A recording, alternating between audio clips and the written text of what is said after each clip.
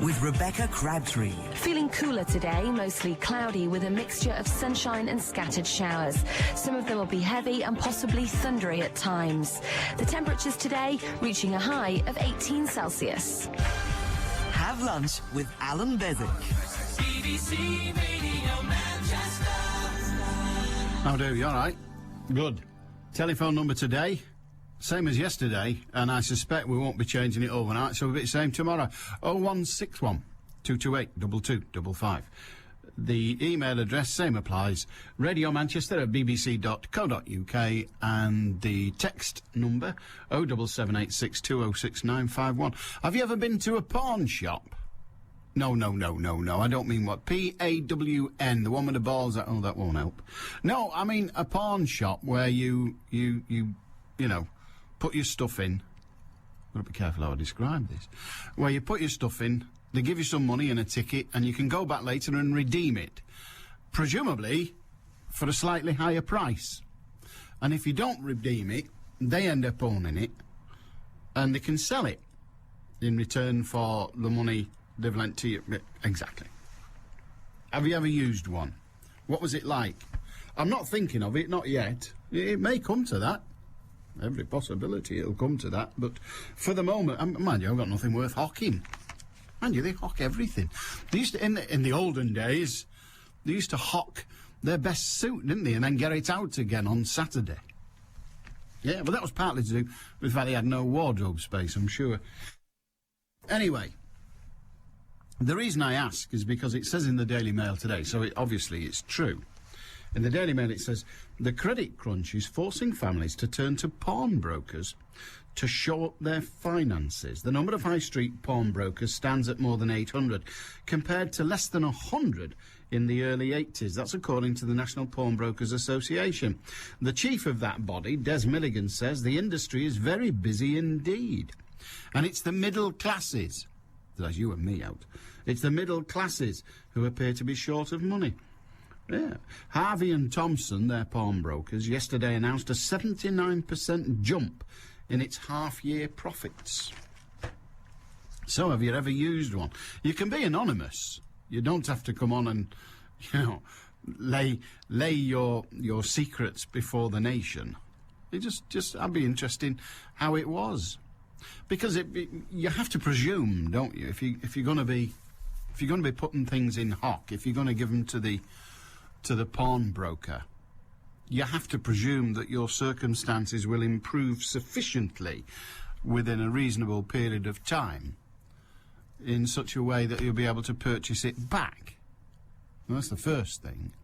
And also pawnbrokers, there is legislation about pawnbroking, and I think the pawnbroker has to, by law, keep your goods. So it's no good if it's a jelly or something like that. They have to keep your goods for a year and a day. I think so, before they're allowed to sell it, but I could be wrong on that, so don't take me. If you're a pawnbroker and you know differently, or if you want to confirm that, please feel free. So they can't take them off you and then say, right, you had your chance, gone. When you go back, you get a time in which to retrieve them, a fixed time, a maximum time. Apparently you can retrieve them earlier, but after that time, it's a matter of discourse, because he's entitled, the pawnbroker is entitled to flog them on. I've just never met anybody who, well, I can't know that, can I? I've never known anyone, I've never met anyone knowingly that they've used a pawnbroker, but loads of people are doing it, apparently. I heard once that pop groups did it. They put their musical instrument, well, their touring equipment that they don't use every day, they put that in hock, and all the suits and all that. I bet Gary Glitter pawned his. Yeah, but they put it in hock, because, well, you've got to put it somewhere. You might as well let the pawnbroker hock it and let him store it, and then when you need it again for the tour, you go and get it out. I don't know whether that's true or not. I say it was just too good to check, that fell into. It's such a good story that it's far, far too good to go roaming about trying to find out if it's true or not. But have you ever used one? I would be interested to know what the experience was like. And what do you hock? I mean, if you're hocking something you don't use, would you be better off selling it on eBay or to a second-hand shop?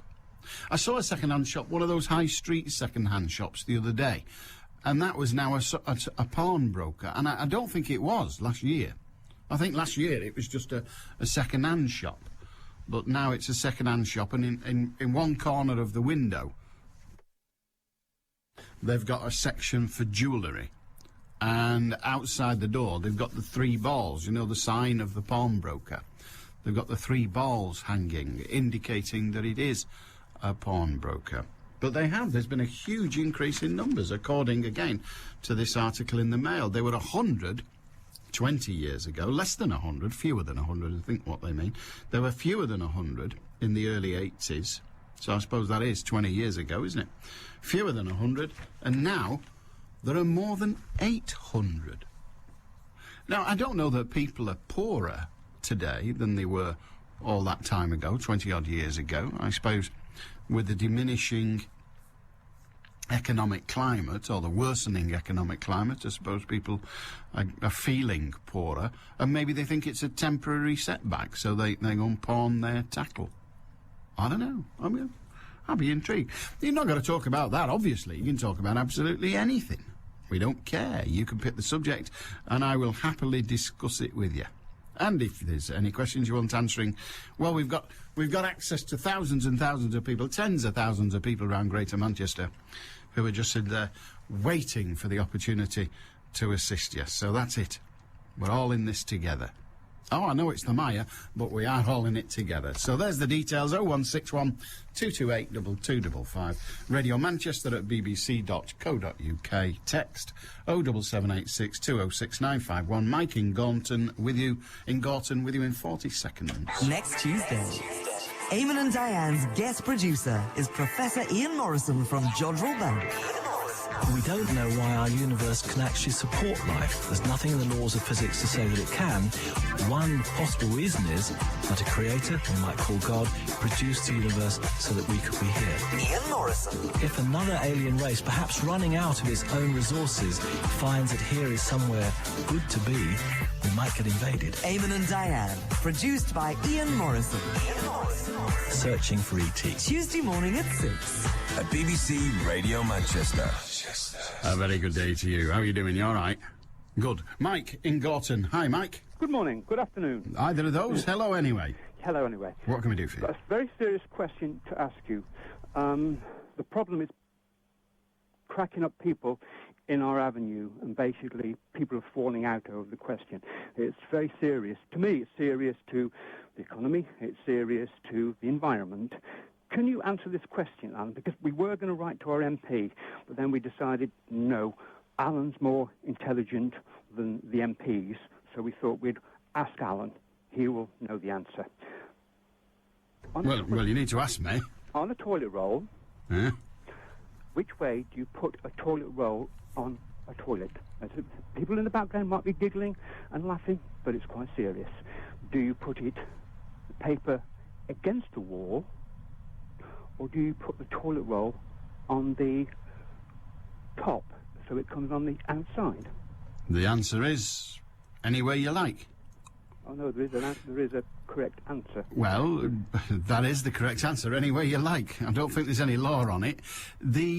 If you go in hotels, my observation only tells me that they always have it so that the paper, if it were left to dangle, would dangle from the front of the roll rather than the rear, and thus not be against the wall. That's how they do it in hotels, but that might be because it's quicker when they're doing that little foldy trick that they do with the first sheet. So it's not all just hangy-dangly, it comes to a little point. But that doesn't mean to say they're right. No, I'm not for one moment posing that they are right, nor that they are wrong. Indeed, I think my position is that there isn't a right and wrong. So which way would you advise me to tell my toilet meeting when I bring the... I would advise you to say, let's all go to the pub and not waste our time any further. All right. It was purely a joke, mate. Somebody knocked on my front door last night and said, I've got a serious problem. There's arguments in our house. We thought, I think they need counselling. I'm not a great fan of counselling, but I think they need it because it's utterly pointless, and they're talking about something that's utterly pointless. have a good day, mate. And yourself, sir. Bye-bye now. Bye-bye. 0161 22 out 2255. Dave says, I once went round to out with a girl who said to me, meet me outside the pawnbrokers and I'll kiss you under the balls. I was there like a shot, he said. Yeah, very good. I've heard that joke about Christmas trees. And it was funny when I heard it. Yeah, it was. No, I'm easily pleased, as you know. 0161 228 2255. You got something to say? That's fine. Absolutely fine. All you got to do is pick up your phone and share. Yeah, we like share. We like share. Yeah, Sonny didn't. Used to beat the crap out of it, but we do. We're not that. We did. We're not that bothered. And he became mayor. He was. It's a shame. It's a shame Cher didn't become the mayor, because then she could have been Mayor Cher, as opposed to Mayor Sonny. That's. That sounds like a Scottish weather forecast, doesn't it? It's got to be Mayor Sonny. Well, that was Irish. Well, it wasn't Scottish. Let's agree it wasn't Scottish. We'll go for that. That's meant it's going to be Mayor Sonny. I think that might have been on the... I have to say Hutsman if I want to do a Scottish accent. And I know I can't, but if I want to pretend I am doing, I have to start by saying Hutsman. Because if I don't say Hutsman, it sounds something else entirely. Having said that, it probably sounds like something else entirely when I do say Hutsman. But I feel closer to it. That's nice, isn't it? Hello, Alan, says Dave. Anyway, that's how he starts. Anyway, I love that. Anyway, I was listening to your programme on Wednesday, asking why have such an event as Manchester Pride? We don't have a heterosexual I Love Women Day event parade, do we? You're dead right we don't. I'm 42, says Dave, and I've been to most Pride events since it started. The whole idea of the celebration, from my point of view, is I don't have to shy away anymore because of what I am and what I do. It's a celebration of the acceptance of the whole LGBT way of life. You said it's just a party. Very much so. Very much so, he says. I'll be going again on this 18th year of the event and enjoying it as best I can. Don't forget, though, it raises a lot of money for people who are suffering with HIV and also for lesbian and gay charities. I'm not proud to be gay, neither would I be proud to be a fat bloke with red hair who does the radio. Primarily, it's a great event that must bring loads of money into Manchester from all over the world. And in the words of Kenneth Williams in Carry On at Your Convenience, it's a right good booze up. Well, exactly. That's what it is. It's a party, and I see no reason not to party. In fact, I can see many, many reasons not to party. It's the name. It's the name, really. Pride. I have trouble with the word pride because my understanding of what it means leaves me to think it's something that's undesirable. And in the case of not... It's like if I won the 100 metres... Chance would be a fine thing. If I won the 100 metres in the Olympic Games, I would quite rightly be entitled to be proud of that achievement. But if I was Michael Phelps and I won the swimming, primarily because I am deformed, I don't think I've anything to be proud of. All I've done is make the most of my deformity, but I've been swimming against people who haven't got the advantage of that particular deformity, so maybe I wouldn't be entitled to be proud. So that's all I'm saying, that pride is the wrong word. On the subject of pride has raised lots of money, well, it's raised some, but there have been other years when it's raised, well, frankly, not much. Indeed, if I remember correctly, until recently, the whole accounting system of Pride was, well, should we say, brown paper and string variety rather than high financial endeavour. And I'm not for one moment suggesting that anybody was up to no good.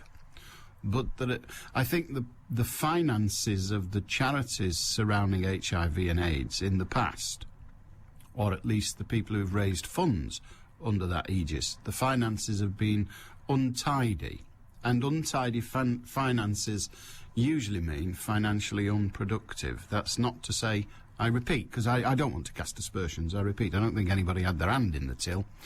I think everybody had a lack of regard for the till, and it all went weird.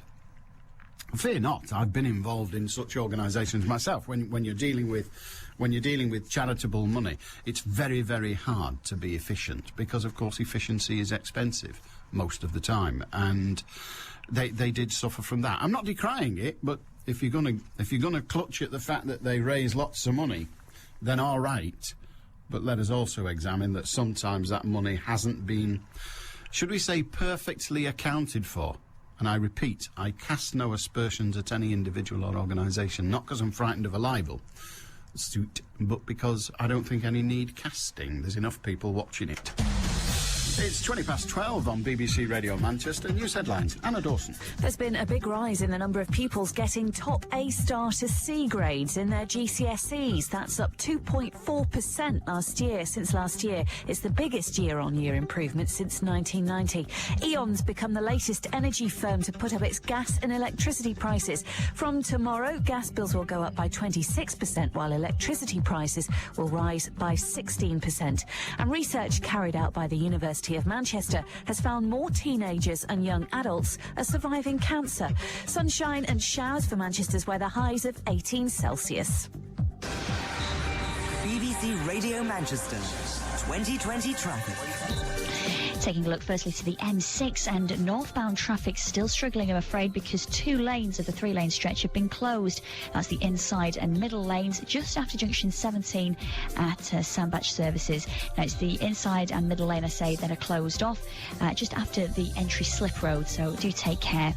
M60 around the Barton Bridge area, anti-clockwise looking slow because of an earlier collision between 11 Barton and 10 at the Trafford Centre.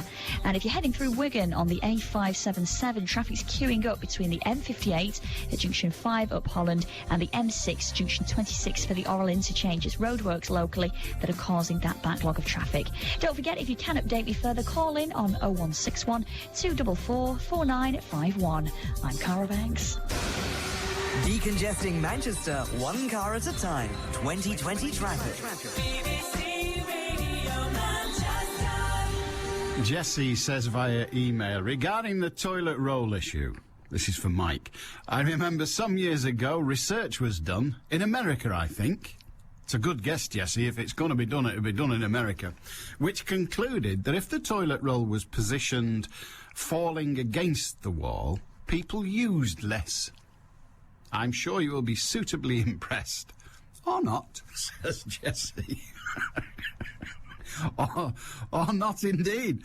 0161 228 2255. And Jim in Crawshire Booth says, speaking of Cher, if she was stood next to her Waxworks model, would that be Cher and Cher alike? Oh, we like that. We like that. We do. We like that. And the good thing is, each of them would be the responsibility would be the result of some kind of surgery. You know, they'd both been squeezed into a mould to look like that. Neither of them would be looking like they naturally should. Lunchtimes belong to Beswick. Allan Beswick. BBC Radio Manchester. Dear God, they're not all locked up yet. Right, congestion charge. It's Thursday, so Tuesday and Thursday, since God was a lad, it feels now, we discuss your view of the congestion charge. And we do it by sending one of our staff out with a congestion chargey bus. He really ought to go by public transport to make it fair, but we can't get that big sticky aerial on the roof of a bus, so we've got it on a van, and we send the van out to various places. This morning, I think it was at the Robin Retail Park in Wigan, and right now it's in Lee, where Jonathan Alley is ensconced. Jonathan? Good afternoon. Hi, you all right? You're in Lee, aren't you? Hi, I'm in Lee. I'm just outside the old town hall with the Turnpike Centre just behind me on that nice little bit of civic space. The Turnpike Centre? Have a look, see what it's called. That's what it's called. The Excellent. Turnpike Centre. The library.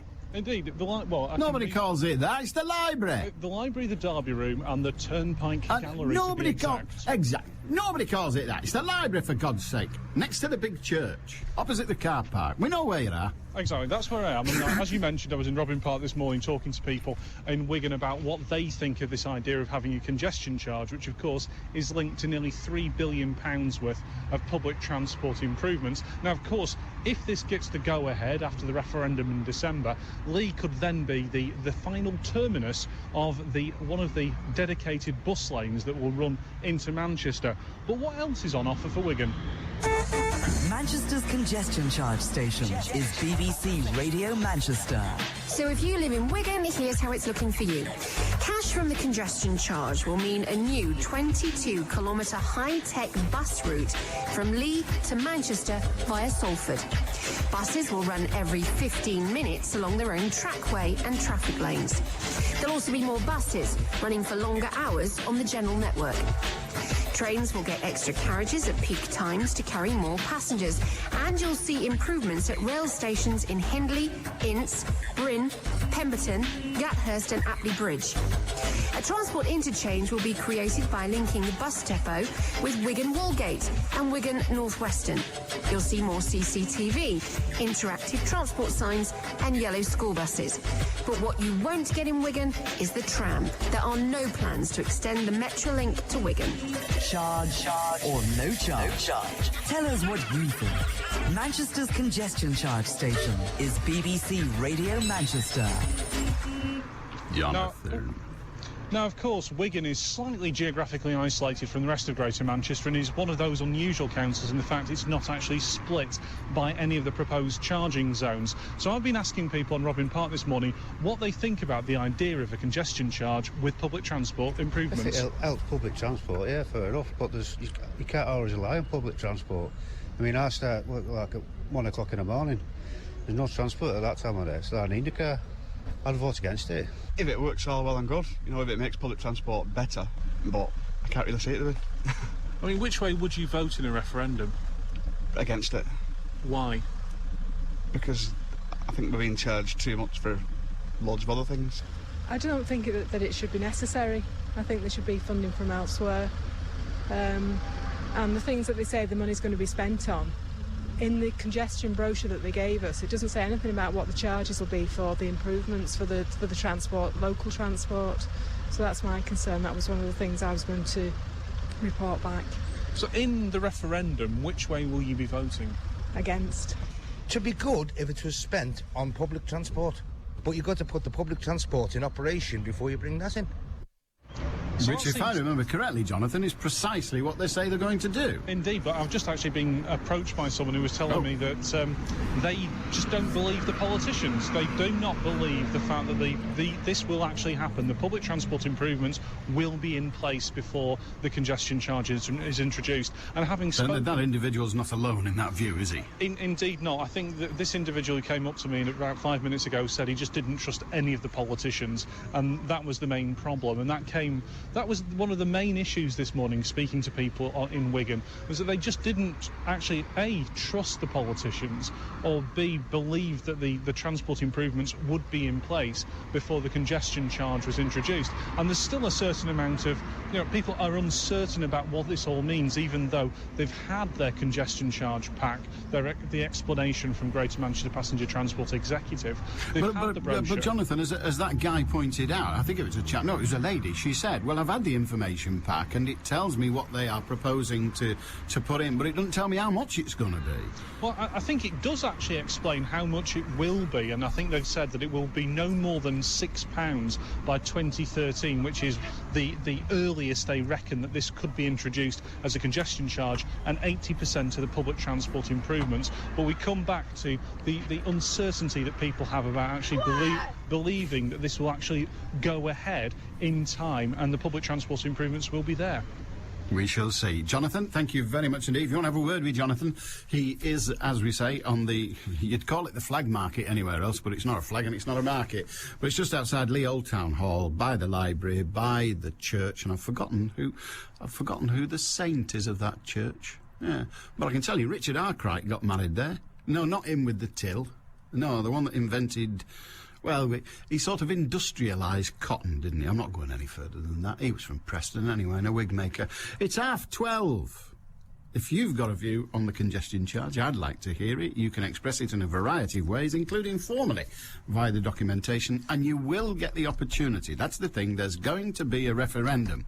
And we at BBC Radio Manchester are right keen on letting you know what the options are, what it is you're going to be invited to vote for. An awful lot of people I've spoken to have not considered the congestion charge at all. They haven't considered what might be a benefit and what might be, I suppose you'd call it a hindrance, or in what way we might get let down. They've just heard tax, translated the world into tax, and said, no, nobody votes for tax increases, I'm again, full stop. And any amount of attempting to explain falls on deaf ears. But we're going to keep trying. We want you to make the decision on the basis of information rather than just a mood. But it's fair enough. But if you want to make the decision on the basis of a mood, that's your privilege, and I defend it to the hilt. Hilda in Harper. Hi, Hilda. Hello, Alan. What can we do for you? Well, pawn shops. Oh, yes. When we were young, Dad used to send us to pawn shop with his size 11 shoes and a little carrier bag, and his best suit where he used to go boozing out of a Friday night. Now, hang on. If that pawn shop man didn't give the price we asked for, there was all hell to play. And this man used to look for all the, little holes and scratches in his shoes and things and God knows what. And if we didn't get it, the money, well, we was being dead trouble. So I just thought I'd like you to know. So you had to take it down there? Oh, yes. It was in a little corner shop in a side street. And if any of our school pals saw me, we'd be ashamed to death. So we'd hide until they'd gone, and then we'd go in the pawn shop with our carrier bag, with father's shoes, big as he was, hanging out of the bag, if you know what I mean. I do, yes, I do. And, of course, as I say, we were in trouble if we didn't get the right price, or if he hadn't got the money to get it out to go on his booze on the Friday night. Well, that's the other thing, isn't it? I mean, you've got to get it back, so presumably every week the pawn shop got a couple of pence, if nothing else. That's right, yeah. And he put some out when you got the money, when you went to ask for the price, for them, for pledging them. He still had some stocked out then. But there again, my dad used to go to a pawn shop on Rochdale Road, Collyhurst, at May's pawn shop, and all the suits used to be hung outside that hadn't been claimed as a pledge, Yeah. So therefore, he had one every week, would you believe it? A new suit. New suit every week? Yep. Fantastic. Only when we say new, we mean new to him, don't we, really? Yes, it was, because we knew how, it was a good time he was after. And what did you get? How much did you get in those days for pawning a suit and a pair of shoes? Well, you was very lucky if you got 7 and 6 for the suit. 7 and 6? And about, £4 for the shoes. But the shoes that's 11 and a tanner. That was a night out and a half, wasn't it? It certainly was for my father anyway. And not only that, he always went to Mays to buy the pledge ones that was hung outside, and it was quite cheap then, them that couldn't afford to get them back. But I thought I'd like to, like people to know. And anybody in Harper Hay, hello there. This is Hilda Stringer talking. Go on, you Hilda. Hey, hang on, I want another thing to know. Oh, all right, then, go on. The statue in Queen's Park, where's it gone, Ben Briley? My best friend wants to know where's it gone. Where's it gone? The statue in where? Peel Park? Queen's Park. Queen's Park, sorry. In Harper Hay. Where's the statue gone? What was it taken down for in a little park? It was our park in Harper Hay, and we love it. Queen's So we'd Park. like to know where it went. And who was it? Ben Briley? Ben Briley. Right. So if I want to tell Michael, my friend, what has happened to it. All right, well, we'll try and find out. Does anybody know? Thank you very much, Hilda. It's a good question. What's happened to the statue of Ben Briley in Queen's Park, Harper Hay? And equally, for my benefit, and I'm going to regret saying this, because it's going to make me look like I don't know what's going on, who's Ben Briley? I've not heard of Ben Briley. Perhaps I should have done, and my apologies, and maybe when someone tells me it will remind me. But who, well, was, not is, he's not going to still be around, is he? Who was Ben Briley? Why was he entitled to a statue? I don't know. It's no good looking at me. I've no idea. And in the meantime, where's his statue gone and why? I seem to remember reading that Manchester City Council were doing up all the statues and making some decisions about statuary. It's a good word, isn't it? I've no idea. It might not be. It might be a new word. I might have just invented that. I don't think I have. But statuary about the place. I think they were making some decisions and they were cleaning up all their statues and the like. Maybe I'm wrong. But if you know where it's gone and what's happening to it, then let us know, because it's well missed. Yeah. 0161 228 2255. If you know, A, who Ben Briley was. There was me showing off with all kinds of information about Richard Arkwright. And the next thing I know, I'm asked a question about another obviously famous person of this soil, otherwise he wouldn't have a statue to him, another famous person of this soil, and I don't know who he is, so that's me shot down in flames. Again. Allan Beswick, BBC Radio Manchester. So who's Ben Briley? I'd look it up, but I don't really know how to spell it. Because there are so you can look it up on the internet, of course you can. But unless you know the spelling, then you're not really going to get there, are you? You know, there are 4 or 5 ways, I suspect, of spelling the name. So that's me stuffed. So if you know, A, let me know, so I know. I should have asked Hilda, really. Yeah, she probably should have went to school with him. In fact, he was the pawnbroker. Oh, I see. Derek in Rochdale says Ben Briley was a Lancashire dialect poet. Now that makes me even more ashamed that I didn't know his name, or don't know his name. Much more ashamed, because of course I used to knock about folk clubs when we knew people like that. When I say knew them, we knew of them, we knew of their material. A Lancashire dialect poet. I can't find any of his work. No. Who was the lad from Rochdale, wasn't it? Was he from Rochdale? Harvey Kershaw? Was it Harvey Kershaw? Harvey Kershaw MBE. He was a Lancashire dialect poet. He was he Rochdale or Oldham? Can't remember now.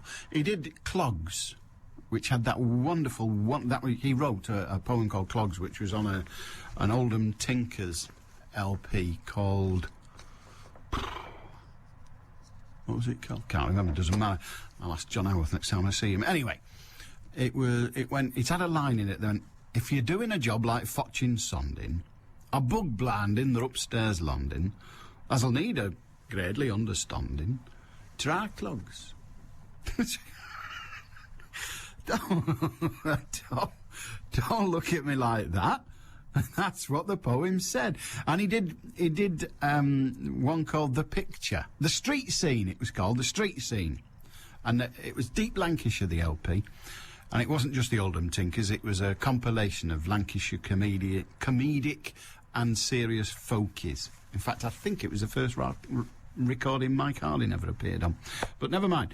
And on there was the other one called The Street Scene. And there's an old-fashioned street that I've never seen, yet down its rough pavements I've often been. And it went on like that. And it finished off by the line, or with the line, it's no but a picture as hangs there on the wall.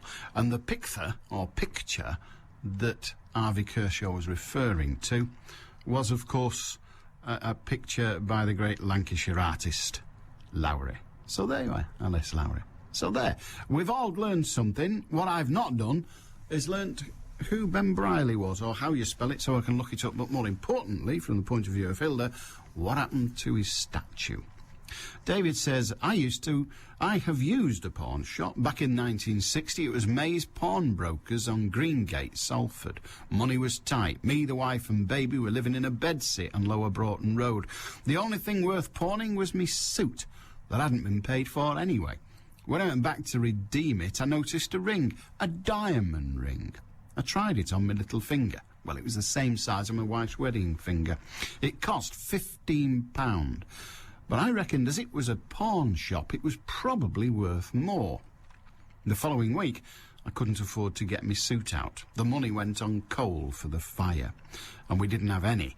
And no, we didn't have a wardrobe either. My mum, years before me, used maize as well. I don't feel ashamed. After all, isn't a bank loan a similar scheme? Well, it is, isn't it, in a way? It's a similar scheme, getting a loan at the bank, except with the bank, you sort of, I suppose, guarantee the repayments by promise. You sign, for want of a better term, a promissory note, whereas if you don't then pay the bank the loan that you've borrowed, or you don't repay the loan that you've borrowed, they can sue you, and in the end that could constrain your goods. With a pawn shop, you constrain your goods yourself, don't you? You take them in there, say, there's the goods, if I don't come back, have it on faith, if I don't come back, you can keep them. And often they do. Just gone 20 to 1, BBC Radio Manchester. News headlines, Anna Dawson. There's been a big rise in the number of pupils getting top A star to C grades in their GCSEs. That's up 2.4% since last year. It's the biggest year-on-year improvement since 1990. E.ON's become the latest energy firm to increase its gas and electricity prices.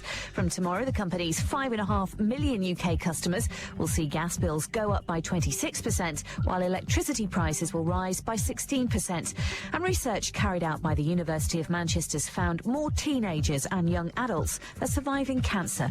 Manchester's weather, sunshine and showers, highs of 18 Celsius. BBC Radio Manchester, 2020 traffic. Traffic on the M6 northbound still looking fairly heavy on camera. The inside and middle lanes of the three-lane stretch have been closed off just after junction 17 Sandbach, with congestion tailing back to 16 at Stoke-on-Trent after a couple of vehicles collided just after junction 17's entry slip road.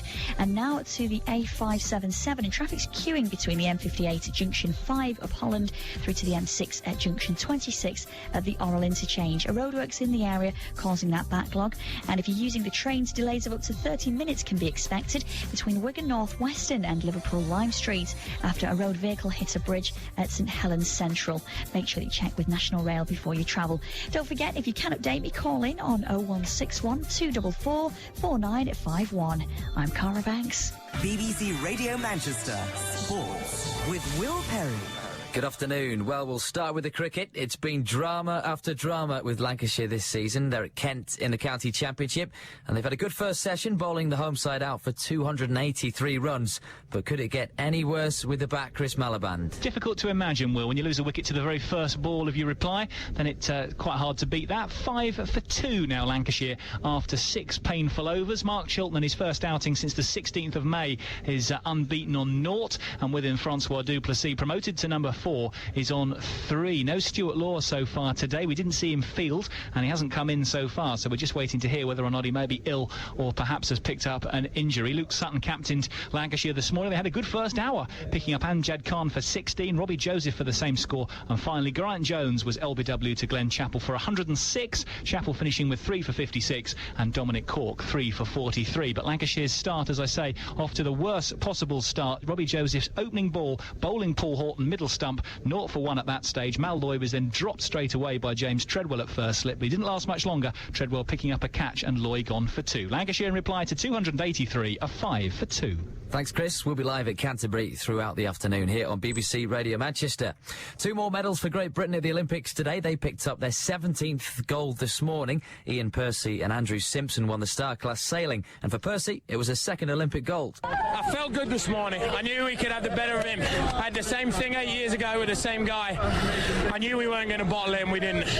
Just what does it mean to you, having missed out 4 years ago, to have come here and done it in such style and at the end of such a phenomenal regatta for Great Britain? It's been a killer 4 years, and I'm so glad it's all behind. It feels great to be on top of the world again.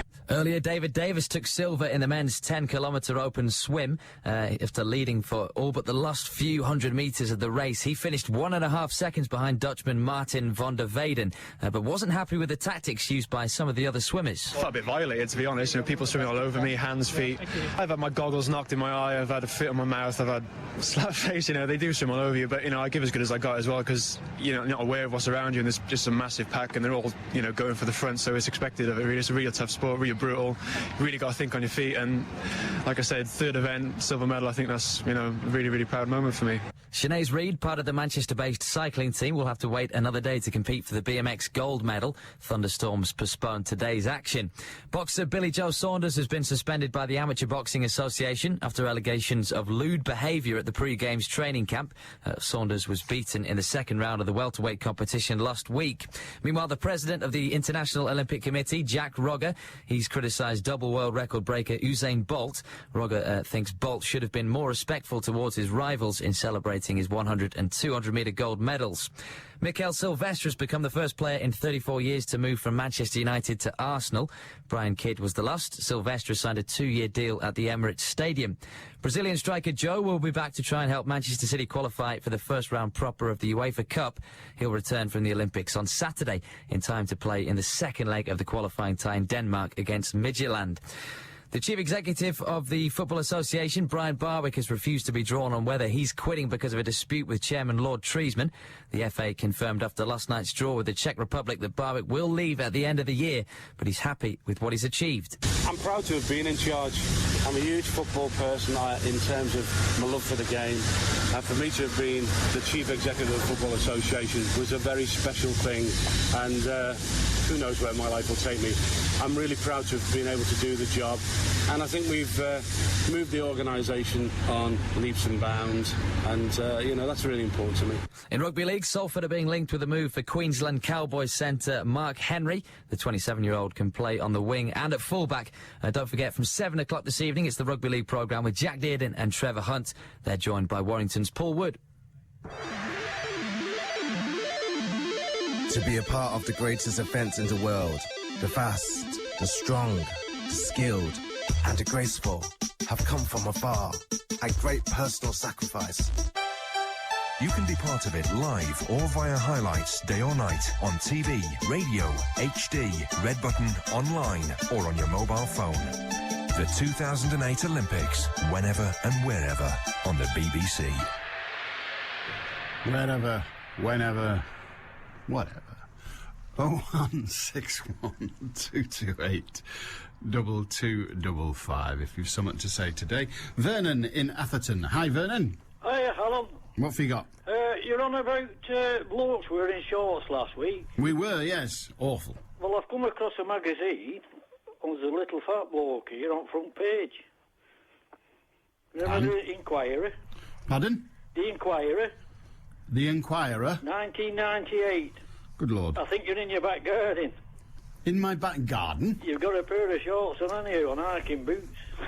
Well, I must be hiking. I can't ever remember having my photograph taken in hiking boots and shorts. You were also interviewed about, you went to the CPS at Culture, and you're on about venison burgers and wild boar sausages. How very bizarre. Yeah, the CPS is no longer there, of course. It's a Sainsbury. Yeah. I have to own up to being aware of those two comestibles. I'm not sure of a photograph of me in my back garden in my shorts. Yes, it's on the front page. Well, it must be true then. It was issue number 3.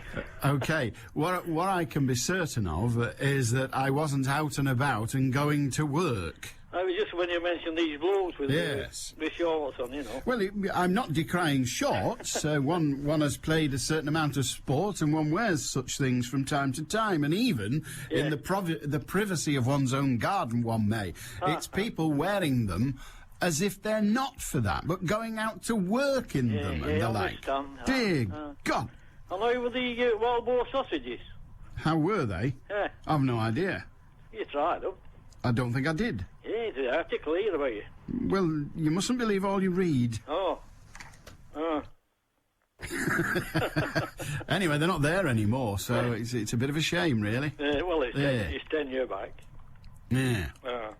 All right. Okay. Good on you. Thanks. Cheers. The Enquirer, I don't even remember it. No idea what it is. Hello, Ben Brierley is now situated... Yeah, this is for you, Hilda. Ben Brierley is now situated in Failsworth, because he was born in Failsworth. It's at something called Failsworth Pole. Yeah, it was also... So he's back home, so that's where he is, Hilda. He's no longer in Queen's Park in Harperay, but he's at Failsworth. Now, whether he sneaked there overnight, or whether the council have decided that it's perhaps a more appropriate location, given his history, I couldn't say, but I suspect it's the latter. So there you are, it's moved, Queen's Park, it's gone from Queen's Park, and it now stands proud. He was also a weaver. He wasn't just a dialectic poet. He was also a weaver.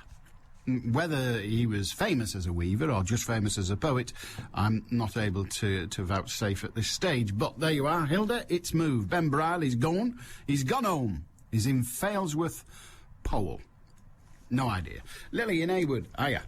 Hello, Alan. What can we do for you, Lily? I just wanted to tell you about 3 generations of my family, little stories about pawn shops. Oh, go on. The first one my mother told me about was before she married my father. He would have been 104 now. He had to go into the hospital because they thought he had ulcers, and his mother went with him. And in them days, apparently, you know, you had to keep your clothes on until they were ready to find you a place, a bed, and take you down. And she was hanging about, and they were hanging about. So my dad said to her, "You can go on now, Mother. It's no use you waiting." So she said, "I want your suit." She said, I want your suit to pawn. So I said, "Well, you can't have it because I can't get undressed till they're ready to take me to sleep." So she had to go on without his suit. And the next one I want to tell you about was my mother. When I was in the 1940s, I was about 16, and everybody was having what we call jitterbug frocks, with pleats, a drop waist and pleats around the bottom when the jitterbug and the jive was popular. And she took me to the shop on Rochdale Road, and every dress that they showed me, I just want the most expensive one.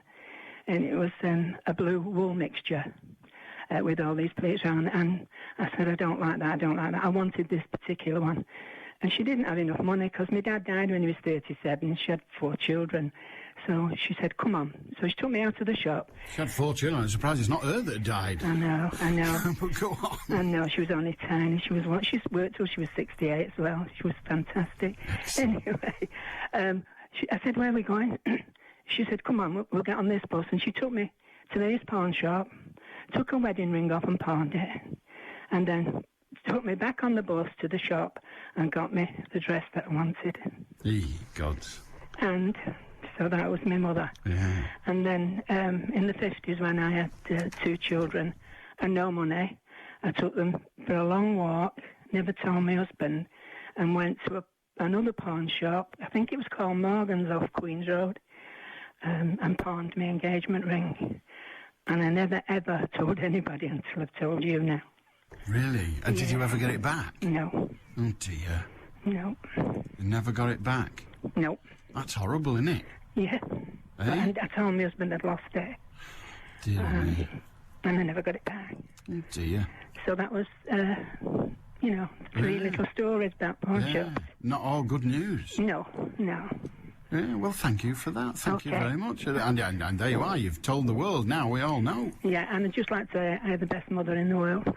No, you didn't. I did. No, I did.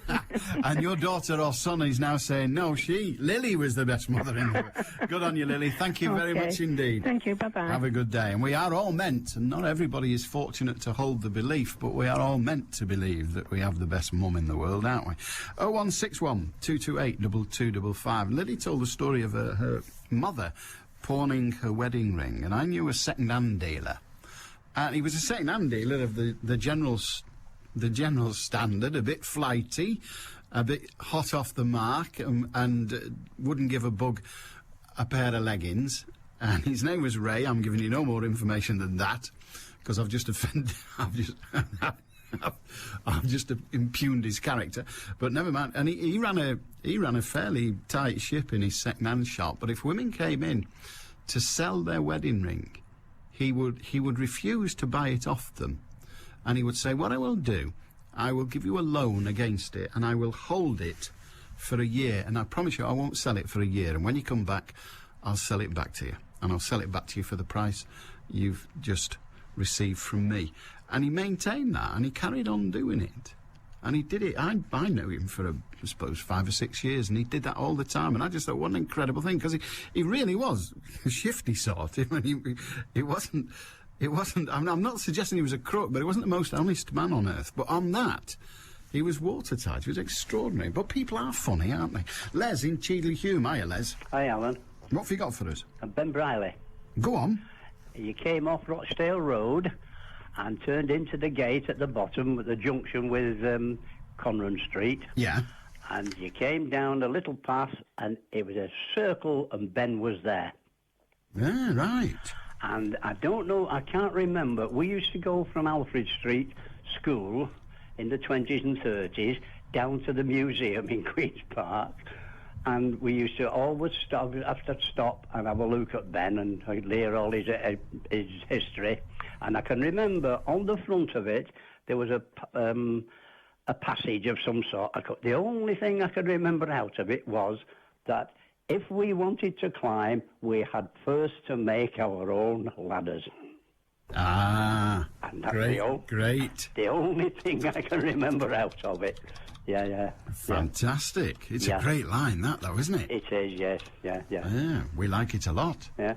Thank you very much. That was indeed. Ben. That was him. And his profession, job, was weaver, apparently. Yeah. Yeah. And my mum was a weaver, so she knew about him. Yeah. She was born in, 1890, so...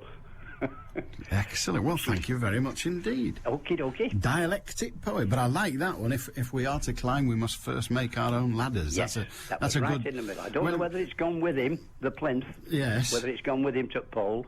But that's a great.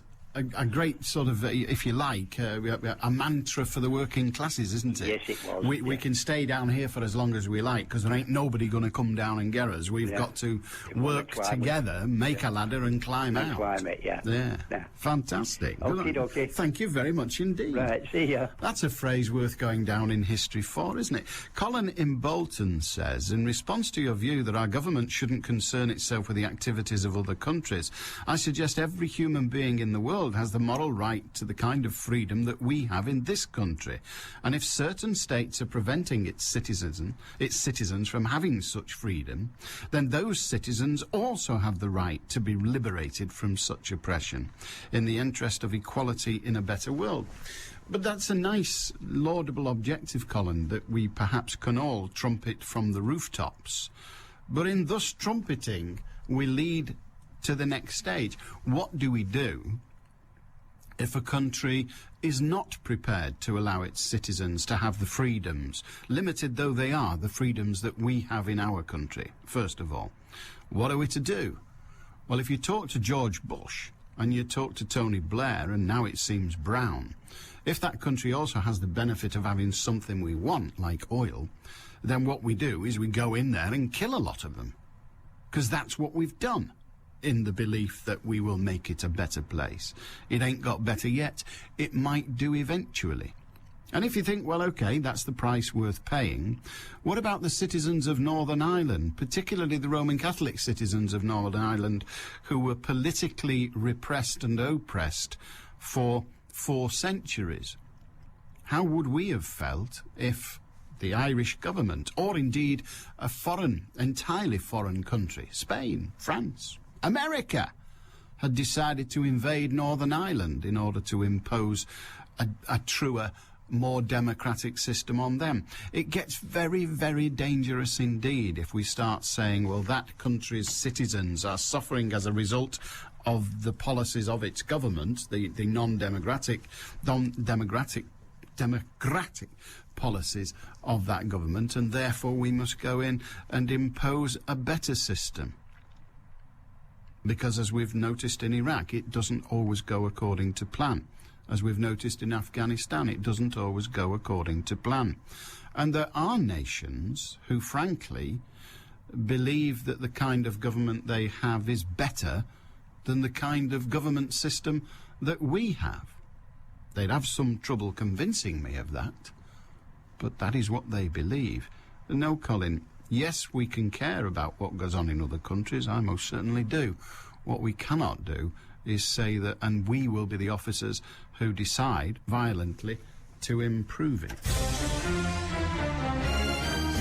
Does an F mean failure for your future career? Manchester Business, tonight from 6. BBC Radio Manchester. The way results are going, if you've got an F, I think it means you can't spell, you can't write, you can't count, and you don't know your own name, and you think blue looks a bit like green. Dear God, if you've got an F, you've got to be right thick. 95.1 FM, DAB Digital Radio, and the World Wide Web. This is Manchester. BBC Radio Manchester.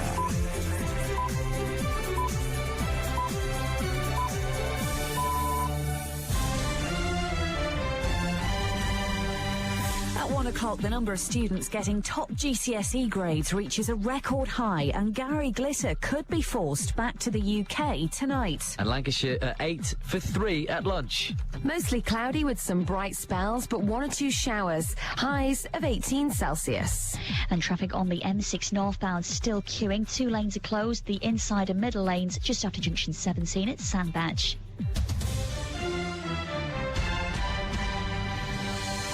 Good afternoon, I'm Anna Dawson. The proportion of students getting top GCSE grades has reached another record high. Almost 66% of entrants across England, Wales and Northern Ireland were awarded A-star to C grades, an increase of 2.5% on last year. That makes it the biggest annual rise in 18 years. Although English and maths results improved, fewer teenagers are taking foreign languages. Schools face being taken over if at least 30% of their pupils don't get at least 5 C or above passes by 2011. The Schools Minister, Lord Adonis, has insisted the target is realistic. What we want to see is steadily more pupils each year reaching that target. And our judgment is, from all the evidence of schools in all different sorts of contexts that succeed, including those in highly challenging areas, that is perfectly possible with the right leadership, the right support and the right curriculum for them to get over that 30%. Immigration officials in Thailand say they will deport Gary Glitter to Britain later today. The former pop star was forced to return to Bangkok airport when he was refused entry to Hong Kong. He was released from prison in Vietnam on Tuesday after serving time in jail for molesting children, but he so far refused to return to Britain. A minute's silence has been held at Madrid airport in memory of the 153 people who died in yesterday's plane crash. Air accident investigators are still examining the wreckage of the Spanair plane, which veered off the runway and exploded. During a news conference in Madrid, Marcus Hedblom from Spanair expressed his condolences. We at Spanair were all deeply shocked and saddened by this tragic event. Our greatest condolences and sympathies goes to the families and friends of those who lost their lives yesterday. This is both our passengers and our crew members, and also the ones injured now in hospital.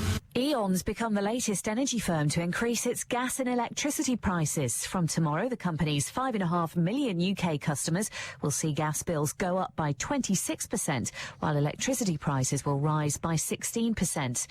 The man behind the success of Great Britain's cyclists at the Beijing Olympics would rather have a permanent BMX track in Manchester than a celebratory open-top bus parade.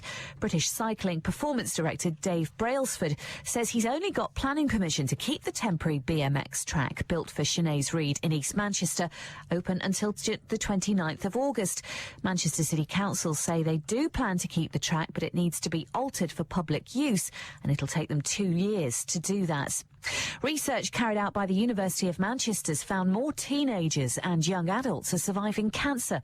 The study looked at survival rates of 30,000 young people aged between 13 and 24 over 2 decades and found they'd risen by 11%. And it's a cafe that goes out of its way to make sure your kids and grandchildren are welcome, and it's going down well with the customers. Obviously a bit of care and thought's gone into it, and we'll certainly tell people about it. Well, now the Gallery Cafe at the Whitworth Art Gallery Gallery in Manchester has been named Best Family Restaurant in the Which Good Food Guide. These visitors gave it top marks as well. Obviously the facilities, high chairs and children's menus, but also I think the attitude of staff as well. I just think it's nice to see an individual menu rather than one of the coffee chains. I'm going to come again. I love the artwork that's in here as well. BBC Radio Manchester Sports with Will Perry. Well, it's lunch on day 2 of Lancashire's County Championship match at Kent, and I think maybe you should give them some batting lessons, Chris Malaband.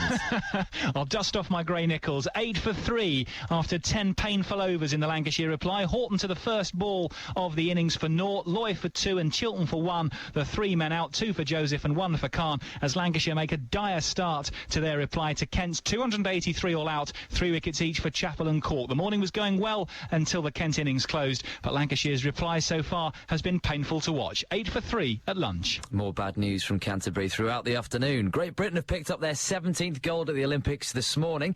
Ian Percy and Andrew Simpson won the star class sailing. Earlier, David Davis won silver in the 10-kilometre open swim. Jamaica have truly dominated on the track in Beijing. Veronica Campbell-Brown has just won the 200-metre women's final with a time of 21.74 seconds. Brian Barwick has refused to be drawn on claims that he's quitting as FA chief executive because of a power struggle with the chairman, Lord Treesman. And in Rugby League, Salford are being linked with a move for Queensland centre Mark Henry. BBC Radio Manchester satellite weather with Heather Stotts. Feeling cooler today, mostly cloudy with a mixture of sunshine and scattered showers. Some of them will be heavy and possibly thundery at times. The temperatures today reaching a high of 18 Celsius. She's got a cold. Allan Standing in the rain waiting for the AA. 0161 What? 228 2255. BBC Radio Manchester. When I say the AA, I'd just like to point out that's the Automobile Association, not the other lot. They're around our house every night. It's 1:05. 0161 228 2255. You got something to say? That's fine. Radio Manchester at bbc.co.uk. And, of course, you can join us via text on 07786 206 951. And the former atomic kitten star, Kerry Katona, a Warrington lass through and through, has just been made bankrupt by the High Court because she failed to deliver 82,000 quid of a £417,000 tax bill. Yeah. Nothing to say other than, well, I have to pay my bloody tax. So serve the cow right. Norman in Moberley, how are you doing? Good afternoon, Alan. I'm fine, thank you. Good. Nice to speak to you. It's just the situation regarding Ben Briley. Oh, go on. I was telling your colleague that when I lived in Moston, and from the 40s until the 60s, there was a public house on the corner of Kenyon Lane and Moston Lane called the Ben Briley. And opposite to the pub was called the Museum, so obviously the name was given to a pub. Given to all sorts. We've even got Briley streets about the place. And I think you spelt it B-R-I-E-R-L-E-Y. Yeah. I now know that because somebody's put me right. He was a dialect poet. He was also a councillor on City Council. He was also on the committee that started the Lending Library and various other things of that ilk. Yeah, so it's quite interesting. It sounds it, doesn't subject. it? Mm. So I thought it might be of interest to yourself and some of your listeners. Mm. It wouldn't be a bad thing if they taught a little bit about him at school, would it? No, exactly, yeah. Anyway, but they don't, you see. I hope it's give you some information. It has, and I'm grateful to you for it. Thank you very much indeed. Take care. Cheers. And I've even got a photograph of him now. Ben Briley, 1825 to 1896. He was one of those 19th century Lancashire authors who used dialect of the cotton towns around Manchester, in his case Failsworth, where he was born, together with a droll sense of humour common in Lancashire. I don't know what they mean by that. So there you are. And let's have a look. No, I'm just looking through now, see if there's anything else. No, that's it really. Yeah, fair enough. Not much else on him, but he was a councillor on the City Council, and as I say, he was very much involved but then he would be because he was into all that stuff, but he was very much involved in the library, the creation of the libraries, and he wrote about the Isle of Man. Preparing for the Isle of Man was one of his things, because of course people went off to the Isle of Man in those days if they were reasonably comfortable. Preparing for the Isle of Man, a letter. Thank you for that bit of paper you sent me. It come in very well, I can tell you. If it had not been for that, you'd have had no leather about Pussy Butte Tail.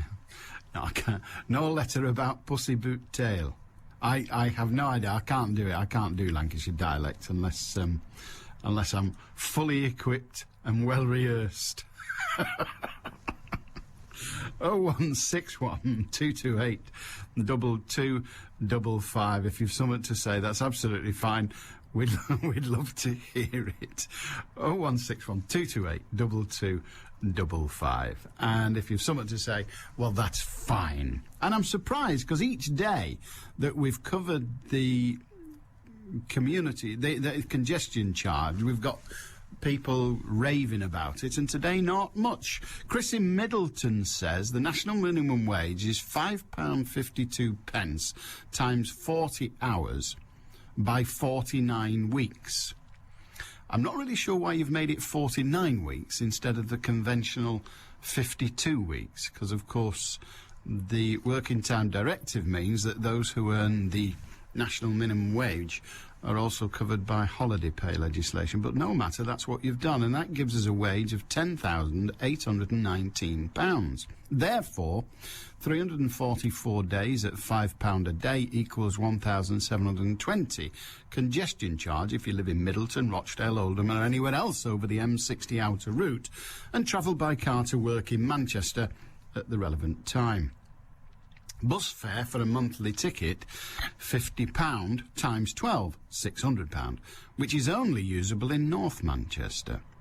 So a sixth of the income gone on the congestion charge, and God only knows what the cost of bus fares, food, electricity, gas or water will be in the near future, with the country in economic meltdown and wage caps in force for most. Many jobs will be lost, with businesses relocating to congestion tax-free parts of the country to cut their overheads. There's going to be true poverty in Greater Manchester, with people starving in the streets and sitting in shop centres for warmth, if any shopping centres survive this awful tax. There's already skeletons of abandoned building projects adorning the skyline of Manchester, and more to come, with building firms posting record losses. So there. And he then tells me Ben Briley's statue is now in Failsworth since 2006. So he's moved there in 2006, and that was his birthplace. Your mathematics are interesting and convenient. Suffice to say that I suspect there will be very few people whose income is limited to the minimum wage who will be paying the congestion charge, because $10,800 a year doesn't pay you enough to run a car. This Saturday from 1, BBC Radio Manchester takes to the streets for the fantastic Manchester Pride Parade. Anthony Crabb.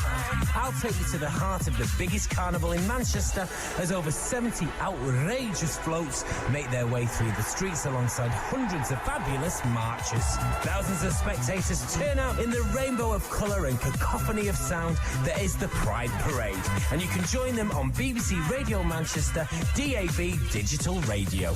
Celebrating 18 years of Manchester Pride from 1 o'clock on Saturday at BBC Radio Manchester DAB Digital Radio. A very good day to you. 0161 228 2255. David says, "Hi Alan, I've just woken, having missed the first half hour of your programme. It's come to me that I would not have been bothered if I'd not. I've done the best I could, had family and 4 children, tried to look after them as best I could. Isn't this something to do with heaven and hell? I don't want to wake to people trying to jumpstart me back into existence. Is the NHS doing the right thing?" So, I'm very sorry to have awoken you, David. You go back to your somnolent posture. Yeah. Oh, yes, very good. Very somnolent posture. Remember? Christopher in Middleton. Maybe this information could be of help to your caller from Gorton. We used to stick our toilet paper on the nail in Ardwick headlines. Headlines towards the seated, in case the rain ran down distempered walls and ruined the subject title. Very good. Very, very good. We like that. We do. And everybody's been the pawn shop bar me.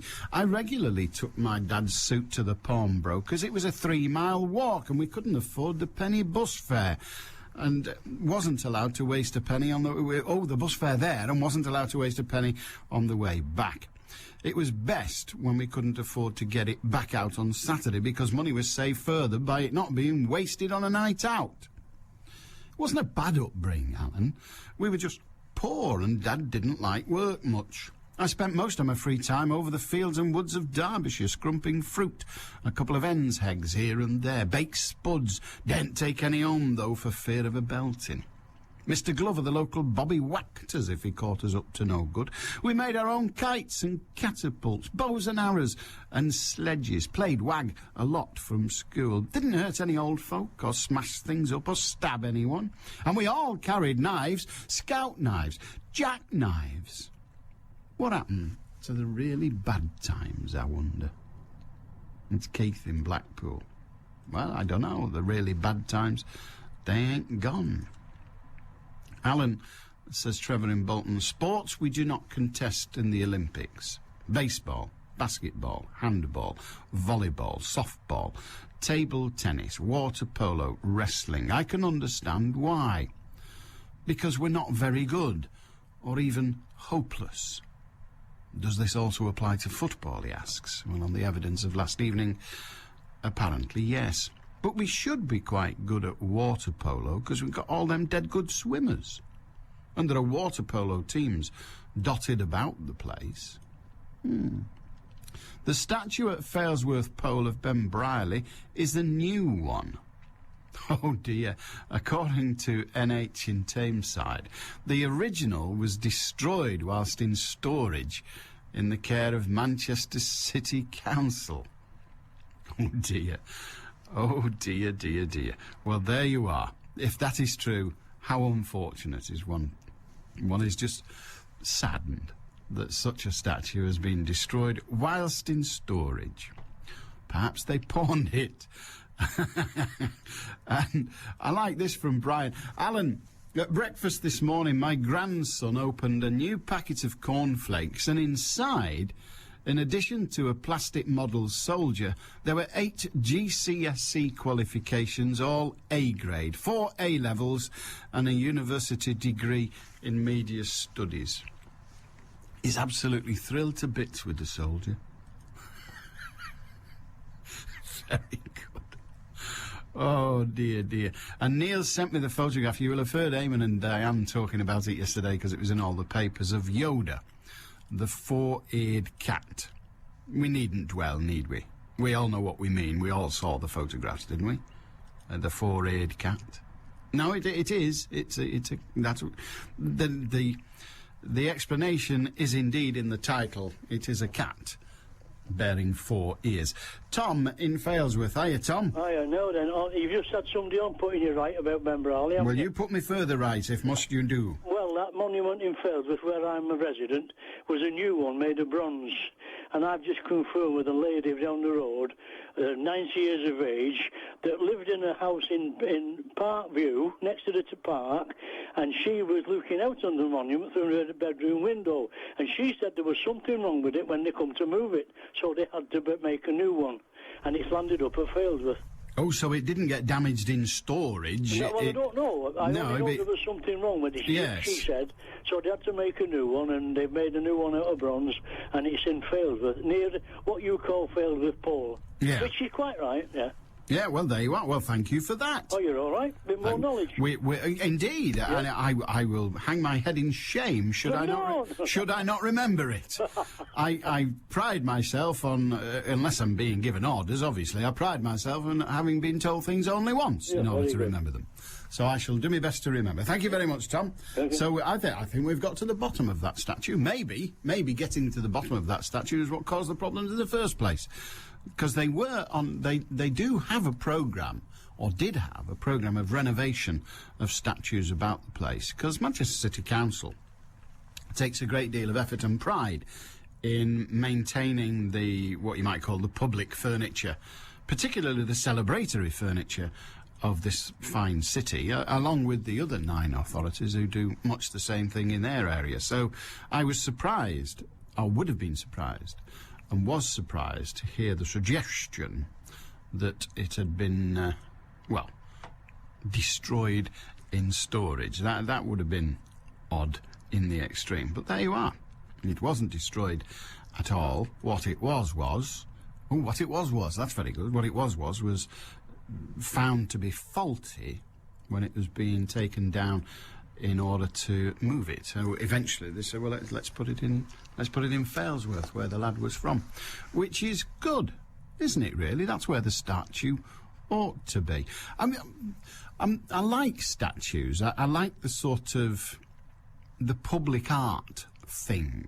I don't like all of them, let me tell you, but these modern statues, for that, the Bee of the Bang, which is absolutely... I went and had a look at it the other day. We were going somewhere and we said, let's go and have another look at it. And I had another look at it, and it's startling. It's absolutely startling, and it's fantastic. And some of the others are pretty good, and that's a value judgment. Other people will say they're naff and all the rest of it. But it's a shame that we no longer have statues to celebrate the great and the good of our society. So few of those are erected. There's talk of one for Tony Wilson and all the like.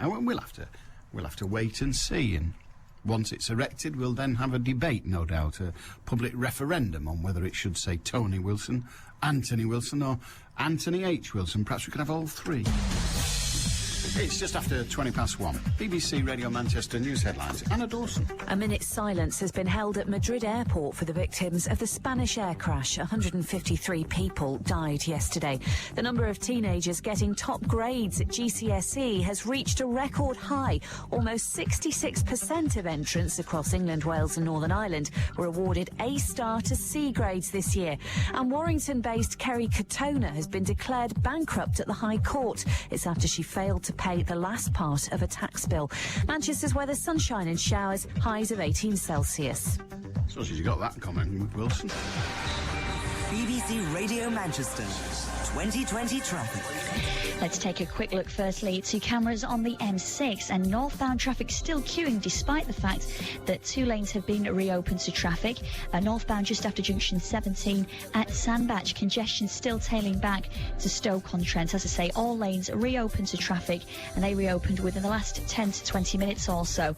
Aside from that, generally other routes seem to be fairly clear. The M60 doesn't seem to be faring too badly traffic-wise, moving well between junction 6 at Sale all the way up towards junction 12 at the Eccles interchange, clockwise and anti-clockwise. Don't forget, if you can update me further, call in on the travel line on 0161 244 4951. I'm Cara Banks. BBC Radio Manchester. With 2020 traffic through until midnight. BBC Radio Manchester. Immigration officials in Thailand say they'll deport Gary Glitter, Paul Gadd, to Britain later today. The former pop star was forced to return to Bangkok airport when he was refused entry to Hong Kong. He was released from prison in Vietnam on Tuesday after serving time in jail for molesting children, but he's so far refused to return to Britain. Well, the last time he was in Bangkok airport, he wandered about like a refugee, I suppose. And eventually the Thai officials said he is going to Britain and we'll take him on board with force if we have to. Lo and behold, not long after, he was on his way to Hong Kong, bizarrely. Anyway, Hong Kong said, no way. I wish the Hong Kong people would have let him in, really, and then whisked him off to mainland China, because that would have concentrated his tiny little mind, wouldn't it? Anyway, there you are. So they're now saying that he'll be on an aircraft today, and he is expected to arrive in the UK tomorrow morning. So brace yourself for more of that. And more information on Kerry Katona if you're interested. OK, we won't then. Apparently the house in which Ben Briley was born certainly lived for a long time, is still there in Failsworth. It's a pizza shop. In the 40s, it was a toffee shop. Do you remember the toffee shops? Yeah. See, didn't Thornton... You know Thorntons, who've got all them chocolate shops now? Didn't they used to be toffee shops? Weren't they called Thornton's Toffee Cabin? And it was... They used to have big slabs of toffee, which they broke up with the ubiquitous toffee hammer. I know they do still sell toffee, but now they're predominantly chocolate, aren't they? Which is a shame. They were nice toffee shops, weren't they? Oh dear. A best-selling children's book's being removed from supermarket shelves after a complaint about a swear word by one shocked housewife. Yeah. Anne Dixon bought My Sister Jodie by former children's laureate Jacqueline Wilson from a local Asda store in County Durham as a treat. And she read the book to check it was not too sad for her sensitive niece and was stunned to find a 4-letter word. Yeah. Well, I'm not going to tell you which it is, but she altered it to make it say twit. Stop it. Anyway, she was outraged that the word that looks a bit like twit, but is a term of offence rather than endearment and is generally thought to refer to a lady's sit-upon. Anyway, that book appeared, or that word appeared in a book for children. Well, I'm gobsmacked. Jim in Cross Your Booth. Hiya, Jim. Morning, Alan. Morning, Sorry. Jim. Hey, what am I talking about? Good afternoon, Alan. We don't care. We do it. Time and tide waits for no man. It do. I just thought, seeing as you've been on about statues, I thought I'd give you a bit of a good news story about statues. All right. Up where I live, in Ossendale Valley, there's a Tesco store with a roundabout outside it at Aslingden. Right in the middle of yon roundabout, there's a couple of statues been erected. All right. That could only be described, to look at them, as L.S. Larry-esque, like stick people. Oh, yes. Made out of tubular steel things. Yeah. Anyway, one of them got nicked. Now then, the local papers had it in, so because these particular statues had been designed by underprivileged local children. Right? Mm. The tea leaf who had it away with the statue, for Christ knows whatever reason we cannot comprehend. Well, presumably to melt down. Well, scrap metal is worth a fortune at the moment. Go on. Whatever. He returned the statue in the middle of the night. Did he? He did. Or they did. But it gets better. He attached a letter, an apologetic letter, apologising for having taken it in the first place. And it gets better still. He also included 50 quid to cover the cost of resetting the statue. Wow. That's pretty good, isn't it? I would never, ever have believed that had I not heard it myself this morning on your sister station, Radio Lancashire. Well, there you go. There you go. What can you... That is fantastic. I think it's brilliant. We don't bother with good news around here. We can't be doing with that. So was he a scrote, or was he a reformed scrote? I think he was a scrote with a heart. Ah, yes. Oh, it doesn't quite work. Tart with a heart, scrote with a throat. Scrote with a throat. And he got a lump in his throat, the scrote with a throat, and he brought it back. And he did. That sounds lovely, but he's now going to murder 3 old ladies in their bed for their pension boots. Because he's got to keep his income up. Good on you. Yeah. Well, thank you for that. That was fabulous, Jim. Thank you. Alan, I'm intrigued and surprised that you're not intrigued. Perhaps you're not letting on. The statue that's now in Failsworth, because that's where he's from, why was it put in the other place in the first place? There must have been a reason. Yeah, there must. But not one that bothers me, really. Stephen in Manchester. Of course, qualifications are getting easier. First, they tinkered with the old A-level, and suddenly every Tom, Dick and Harriet were getting A grades. Then they had a problem with assessing for A-level students at sixth form colleges and the like, so they meddled with them as well. Then they realised that the universities had a problem, so every technical college, poly and further education establishment now gets called a university. A good friend of mine has the nice job of interviewing potential students for the proper University of Manchester. This is a very enviable job, as he interviews them in every part of the world except the UK. I wonder why. Well, Stephen, the reason he interviews them in every part of the world except the UK is because there are other people interviewing the students at Manchester, or prospective students of Manchester University in the UK. So there are people that do that. With the university, if you want to go to Manchester University or I don't know, any of the universities, and you live in the UK, they expect you to come and attend for an interview. But of course, if you live in Hong Kong, it's a long way to come just for an interview. So they send somebody out to Hong Kong to do loads of interviews with people who are prospective students. And the reason they do that is because foreign students are a very important part of university life in terms of the revenue, because foreign students pay their own fees, so that's money above and beyond the grant money that the university gets. The university gets a per capita grant for students. It's not entirely per capita, but they get a grant for students. It's dependent on numbers, it's dependent on all sorts of other things, but they get grants for students, even though the students also have to pay. And so there's that. But of course, in the case of foreign students, that's all extra money. That's money that doesn't count against the cost of the university. That's extra money. So that's fantastic money. So they all encourage foreign students. And foreign students are good for student life and universities in another way, in that it broadens what you might call the community base of the university. So there's good and bad in all of it, I'm sure, but that's why they do it. But it sounds like a good job, doesn't it, flying around the world interviewing people. Maybe our Olympic team should be the TGBL.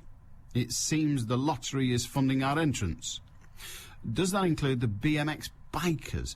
What happens to those who fail to qualify? Will they still get the money? One of our boxers, who having got beaten, said he was glad he got beat and felt homesick. He'd got £140,000 of public money, and his family had seats at the ringside. Is the amount of money given to these individuals in the public domain? Generally, yes, in the public domain, but I don't think it's published person by person, because there's so many of them. But yes, the money is given to is it the Sports Council that operate it? I think it is, but the money's given to the Sports Council, who then distribute it according to ability, need, and all the rest of it. So one of the reasons that Britain has done so well at the current Olympic Games is because the investment in participants, would-be participants, of course, has been a lot greater. And it's been money, in terms of medals, some would argue it's been money well spent. If you agree with public support of sport, then you'll think it's money well spent. If you're dead set against that period, then no, you won't agree. You will think it is wrong, and the number of medals at the Olympic Games is a complete irrelevance. I kind of 50-50. My objection to the people getting money to go to the Olympic Games is not that it's our lottery money that's being used. Well, what the hell's it for if it's not for that sort of thing? It's because it's changed the Olympic Games out of all recognition, not just the lottery funding, but all those different organisations, states and otherwise, that are funding their athletes. And the reason it became necessary, if you accept the concept that getting medals is good for the nation, it became necessary for the UK to do it, was because just about everybody else was doing it. Everybody was doing it. All the Eastern Bloc countries used to do it. Their athletes were professional, and ours were competing against them and then having to go to work. So that's why it happened. I suspect the family of that boxer you referred to had ringside seats. Of course they did. And frankly, if someone very close to me was taking part in such an august occasion, I'd want ringside seats too. And would happily pay for them, and I suspect their families have too. Alan, how can you say the B of the Bang is great? Bits have fallen off it. It's rusting away daily. It's so unsafe that it's been fenced off from day one, and they have to keep checking that bits are not falling off. If you think that's great, I'd hate to see what you think is astounding. Ace, It's art. It's not just a metal structure. It's art. Now, when you first examine art, you have to examine it on the basis of, does it satisfy those things inside you that aren't related to cost, that aren't related to mechanics and all the rest of it? No, it hasn't been a successful structure. But then it's not a building. It's not. Nobody's having to live in it. Nobody's having to work in it. And yes, bits have fallen off, and that's at the very best unfortunate. But in a way, that makes it, in some senses, rather more remarkable, doesn't it? I mean, if every work of art was perfect, A, they would all be the same, and thus none of them would be works of art. They'd just be examples of draftsmanship. No, it's art. And art doesn't go wrong because art doesn't have a right. There isn't the right art and the wrong art. There's good art and bad art, but that's subjective. There isn't the right and the wrong. Oh, he's made a big scintilla. There's a contradiction in terms. He made a huge representation of a scintilla. The spark, one spark of a firework, exploded and exaggerated into something 30-odd feet high. And it looks exactly like that. When I saw it, when I see it, I look at it and think, God, look at that. Isn't that fantastic? And the fact that a bit fell off, who gives a bugger? Artistically. Obviously, if you're the one that it lands on, you're going to be right peed off. But they've got round that by putting a big fence round it. No, I've no problem. David says, Alan, thanks for reading the other, but I really wanted you to consider, as the NHS is spending more and more on keeping people alive, they're having to spend more and more on health and pensions. What about the young who are paying? Where are we as people going? I don't know, David, where we as people are going, and I don't even know how we are going to resolve the problem of more and more people living longer and longer. Harry Kershaw. No. Joel in Middleton. No, I don't mean Harry Kershaw. Alan, do you mean Harry Kershaw, who was a writer on Coronation Street? And he says there's a Ben Briley pub in Moston. No, I don't mean Harry Kershaw. Harry Kershaw was indeed a writer on Coronation Street. No, I mean Harvey Kershaw, MBE. Harvey Kershaw, MBE, was exactly that, a dialectic poet, a poet of Lancashire dialect. Well, he specialised in Lancashire dialect. So, no, it's not Harvey. It's not Harry. It's Harvey. Maybe they're related. I don't know. Adam in Burnage. I suppose it's called gay pride because pride is the opposite of shame. And shame is something that gay people have been made to feel for many decades. Also, I heard you say the other day that something was patently obvious. Did you not mean blatantly? Well, you can use both. So, yes, I did, and I'm glad you got the meaning. It is, when all's said and done, the purpose of words. Kevin, I'm not trying to underestimate the seriousness of Gary Glitter's crime, but isn't it a bit overplayed by the press?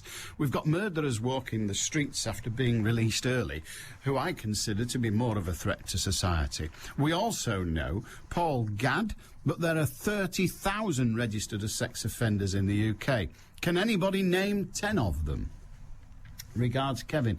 There's a piece in the paper today that is quite interesting, to say the least. It's in the Times, and it's Carol Sala, who's a columnist, and she poses a very, very good question.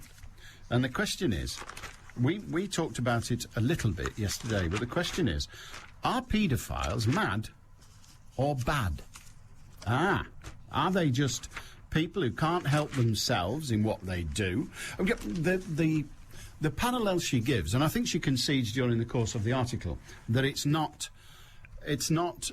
an exact parallel. But we don't condemn people suffering from schizophrenia. We sometimes condemn the way they've been treated.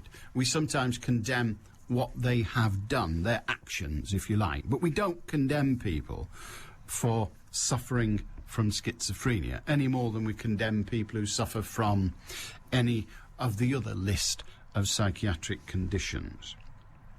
So the question is, why then do we condemn people who suffer from paedophilia, if indeed that is what they are doing. Because if they cannot help themselves, argues Carol Sala, we mustn't still allow them to wander about society. She argues that what we ought to do, if they can't help themselves, is do what we do with people who are suffering from other psychiatric conditions, and that is section them. Section them, take them to hospital and try to treat their condition. Now, if it's a personality disorder, it cannot be treated successfully in every way, but you can curtail the symptoms, if you like. And that's the way. If, however, they are just evil people who are misbehaving, then okay, let's throw the full weight of the law at them. But let us first of all discuss amongst ourselves and discover amongst ourselves what it is we're dealing with. Are we dealing with people who are just intrinsically wicked, or are we dealing with people who are ill, and as a result of that malfunction in their makeup, they do things which are wicked? It isn't always wicked people who do wicked things. Sometimes people who aren't very well do wicked things. And sometimes people who are perfectly sentient and in control of all their faculties and their behaviour do wicked things too. So just because what has been done is wicked doesn't mean the perpetrator of that act are themselves wicked. They might just be unwell. And she makes another point. Well, actually, I wouldn't want to be absolutely certain that it was she, because I've read a lot of articles about that this morning. But the other thing is that if we're going to say that paedophiles cannot leave the country because of what they might do abroad, why then do we allow mass murderers to leave the country? How is it appropriate for someone who regularly terrorises people can be allowed to go on holiday to Spain or elsewhere? If we are to stop people from going abroad because of the crimes they've committed in this country, why stop at one crime? Why, if we're not prepared to allow paedophiles from here to go and perpetrate their crimes in other lands, why are we prepared to let murderers go to other lands where they might perpetrate their crime? Burglars, even, for crying out loud, people who speed. Just gone 20 to 2 on BBC Radio Manchester. News headlines, Michelle Adamson. Spain has begun 3 days of national mourning for the victims of the country's worst air disaster for 25 years. Immigration officials in Thailand say they will deport Gary Glitter to Britain later today. The Warrington-based former Atomic kitten Kerry Katona has been declared bankrupt at the High Court. It's after she failed to pay the last part of her tax bill. Manchester's weather, sunshine and showers this afternoon, highs of 18 Celsius. BBC Radio Manchester 2020 traffic. If you're using the M6 at the moment, northbound traffic still queuing up because of an accident involving a couple of vehicles just after 17 at Sandbach. Both vehicles have been moved onto the hard shoulder and all lanes reopened, but traffic's still queuing as far back as junction 16 Stoke-on-Trent. And if you're using the M6 southbound between 19 Knutsford and 17 Sandbach, again, watch out for queuing traffic. We're just hearing of problems in the Greenfield area as well. Chew Valley Road has been closed off because of a collapsed wall. The diversion in the meantime takes you off via Chapel Road. If you are heading around that area and you're stuck in a queue, why not get in touch and update us if you can on 0161 244 4951. I'm Cara Banks. BBC Radio Manchester Sports with Will Perry. Good afternoon. Live to Canterbury for Lancashire's County Championship match with Kent. They're just out after lunch. Improvement much needed. Chris Malaband. The sun is shining here in Canterbury, but Lancashire needs some batting to match it. 8 for 3. Francois Duplessis on 5. Stephen Croft yet to score. The news on Stuart Law is that his back spasms have improved sufficiently enough that he will be able to come in next. He can't bat for another 10 minutes or so, but as long as Lancashire can survive with Duplessis and Croft at the wicket until around about 10 to 2, then Law can come in next. And they may well need their captain to deliver after after Horton went for 0, Loy for 2 and Chiltern for 1. So the two batsmen returning to the top order, not able to take advantage of their opportunities. Earlier in the day, Kent bowled out for 283, Geraint Jones making 106 and 3 wickets each for Glenn Chappell and Dominic Cork. Lancashire needing a recovery here are 8 for 3. Cheers, Chris. We'll be live at Canterbury throughout the afternoon here on BBC Radio Manchester. 2 medals for Great Britain at the Olympics today. They picked up their 17th gold this morning. Ian Percy and Andrew Simpson won the star-class sailing. Earlier, David Davis took silver in the men's 10-kilometre open swim after leading for all but the last few hundred metres of the race. He finished 1.5 seconds behind Dutchman Martin van der Weyden, but wasn't happy with the tactics used by some of the other swimmers. I felt a bit violated, to be honest. You know, people swimming all over me, hands, feet. I've had my goggles knocked in my eye, I've had a fit on my mouth, I've had slap face. You know, they do swim all over you, but, you know, I give as good as I got as well, because, you know, you're not aware of what's around you, and there's just a massive pack, and they're all, you know, going for the front, so it's expected of it. Really, it's a really tough sport, really brutal. You really got to think on your feet, and like I said, 3rd event, silver medal. I think that's, you know, a really, really proud moment for me. Good news for Britain's Lisa Dobrisky too. She's qualified for the 1,500 metre final, coming 3rd in her heat this afternoon. Stephanie 12 failed to progress from her round, as did Michael Rimmer in the men's 800. Bad news for Britain's Goldie Sayers, as she's missed out on a medal in the javelin. Sinead Reid, part of Manchester's based cycling team, will have to wait another day to compete for the BMX gold medal. Thunderstorms postponed today's action. Meanwhile, the president of the International Olympic Committee, Jack Rogge, he's criticised double world record breaker Usain Bolt. Rogge thinks Bolt should have been more respectful towards his rivals in celebrating his 100 and 200 metre gold medals. Brazilian striker Joe will be back to try and help Manchester City qualify for the first round proper of the UEFA Cup. He'll return from the Olympics on Saturday in time to play in the second leg of the qualifying tie in Denmark against FC Midtjylland. Mikael Silvestre's move from Manchester United to Arsenal has surprised everyone at Old Trafford, according to Reds defender Nemanja Vidic. Silvestre became the first player since Brian Kidd to make the switch 34 years ago, and Vidic has told BBC Radio Manchester in the last few moments that he's surprised as anyone. He's given so much for the club, and he played him 8 years, and I think in one way I'm happy for him to go somewhere to play, you know, and because I think he's a good player and good man, but like I say, I'm surprised a little bit to go to Arsenal. I think everyone's surprised, but at the end of the day, he made the choice. The chief executive of the Football Association, Brian Barwick, has refused to be drawn on whether he's quitting because of a dispute with Chairman Lord Treesman. The FA confirmed after last night's draw with the Czech Republic that Barwick will leave at the end of the year, but he's happy with what he's achieved. I'm proud to have been in charge. I'm a huge football person in terms of my love for the game. And for me to have been the chief executive of the Football Association was a very special thing, and who knows where my life will take me. I'm really proud to have been able to do the job, and I think we've moved the organisation on leaps and bounds, and you know, that's really important to me. Rugby League's leading scorer this season, Wigan's Pat Richards, will miss tomorrow's Super League clash with Leeds after suffering a virus affecting his hip. Phil Bailey misses out with injury, and Darren Golding has flu. Warrington's game with Huddersfield Giants at the Halliwell Jones has been moved from Sunday the 7th of September to Friday the 5th. Salford are being linked with a move for Queensland Cowboys centre Mark Henry. The 27-year-old can also play on the wing or at full-back. Bradford Bulls prop forward Joe Vanaga will retire at the end of the season, and Great Britain Rugby League legend Don Fox, he's died at the age of 73. Don't forget, this evening, 7 o'clock tonight, is the Rugby League programme with Jack Dearden and Trevor Hunt. They'll be joined by Warrington's Paul Wood. Your Sunday Morning Lion with Mike Shaft. Why do you think the numbers of people from black communities are so low when it comes to things like voting? It's probably just part of a general sense of belonging. We must not allow ourselves to be self-excluded, if you like, and take every opportunity to take our rightful place. Mike Shaft. We usually have chaplains at these major sporting events. Should it not become part of the rules that they're allowed to be there? China have provided the religious service centre, and they then staff that with their own people. Manchester's faith, spirit and life's difficult questions with Mike Shaft. It is there for anybody who wants to partake of it. Sunday morning from 7 on BBC Radio Manchester. A very good day to you.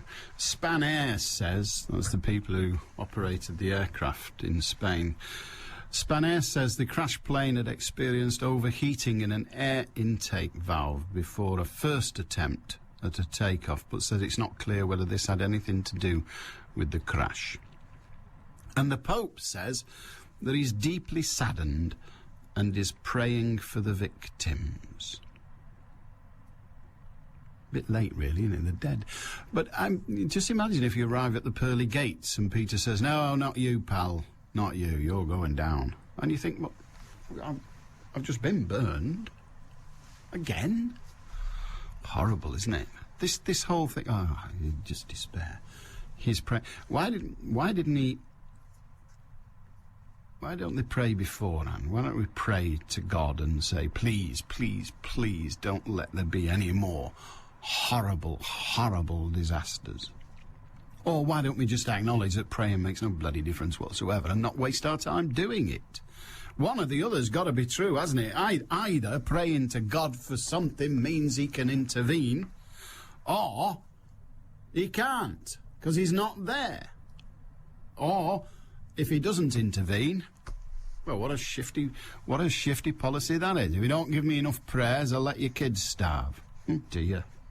Oh, dear, dear, dear. Even the worst of governments doesn't do that. It's getting on for 10 to 2.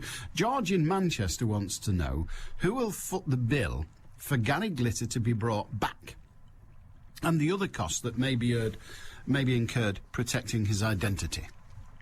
Well, the rules of deportation are simple. The country doing the deportation pays the bill. Now, it's not quite as simple as that, but that's the principle. It's, in Gary Glitter's case, that will... Well, again, it's not that simple. Normally, if Vietnam decided to deport Glitter to the UK, they would pay the cost of that, because they're deporting him to the only place they can legitimately deport him to or enforce a deportation to, his home country.